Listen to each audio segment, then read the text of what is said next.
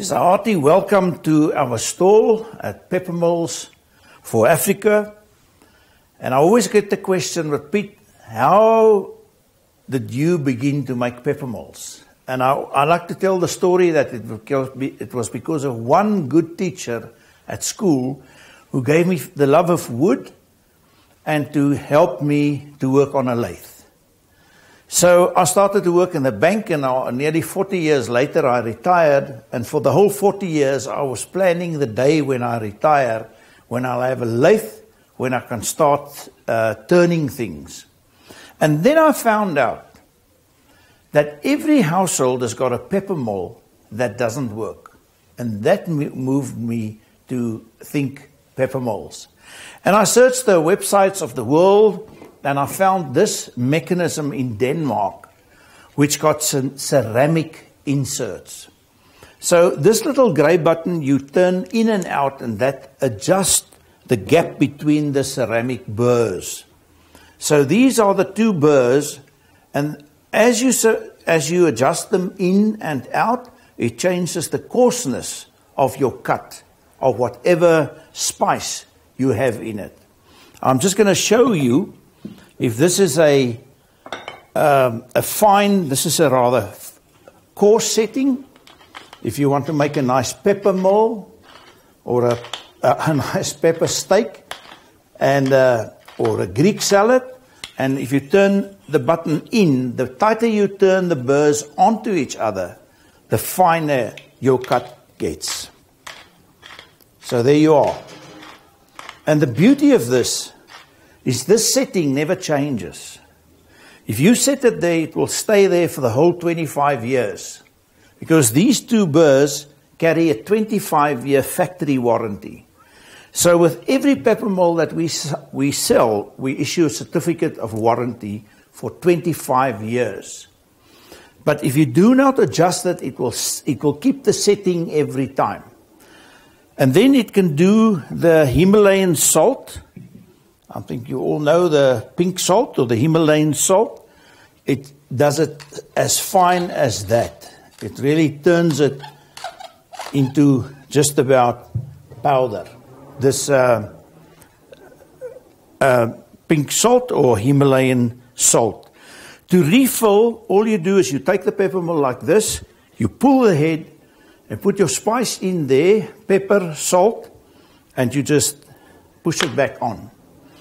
And talking about the spice that you put in, you can use this mill for pepper, for salt, you can use it for coriander, and you can even use it for coffee and nutmeg. It's amazing if you just break the nutmeg cone a little bit, it molds it fantastic. Okay, now just briefly on the woods that we use in our production.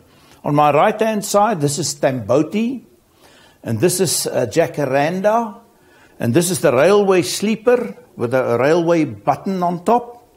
And then we've got some leadwood, which is a very dense and heavy wood. And then we've got Kiat and red ivory. And here we have another Tamboti, also very beautiful piece of Tamboti. And this is what we call our babies, our really, really small ones. And then we have some rustic African wild olive. Very beautiful, very popular, very indigenous. And then the most beautiful Mopani. And we love to make it like this with the rustic side on the one side, and the other one is worked off fine. My wife always says she thinks of a man's side and the lady's side. So it caters for both husband and wife. This is kameeldoring, camel thorn. It's a beautiful wood.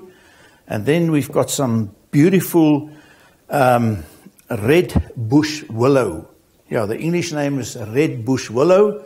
In Afrikaans is just red bush. We also have this with a rustic side and the fine worked off side. This is some Rhodesian teak, and these are all African wild olive.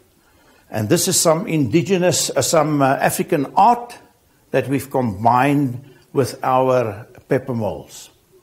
I just want to talk briefly about the price of these various. Let me start off with the babies. These really small ones, they're plus minus 120 millimeter high, and the prices start about $3.90 to $4.90. Then we've got the average medium size, or small size, I beg your pardon. These are about this. They are usually about 170, plus minus 170 millimeter, and they sell for about $6.90 to $7.90. And then the medium size, these ones are always about 250 millimeters, and they sell on average at 890 Rand each. And then in the real long ones in this range, we have the long mechanism.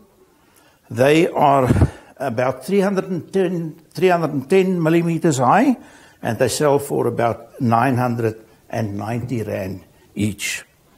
And then we've got the really big guys, like this Tamboti. This is about 510 millimeter and sells for 1,700. And these are the jacarandas are 430 millimeters high and sell for 1,200. Now the question remains is, how do I order from you, or what do we do if we're interested? There's a couple of ways. First of all, you can look at our website.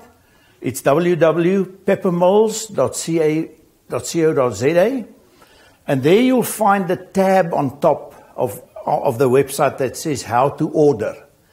And if you click on that tab, there's a form that you have to fill in, and that goes directly to my inbox of my email.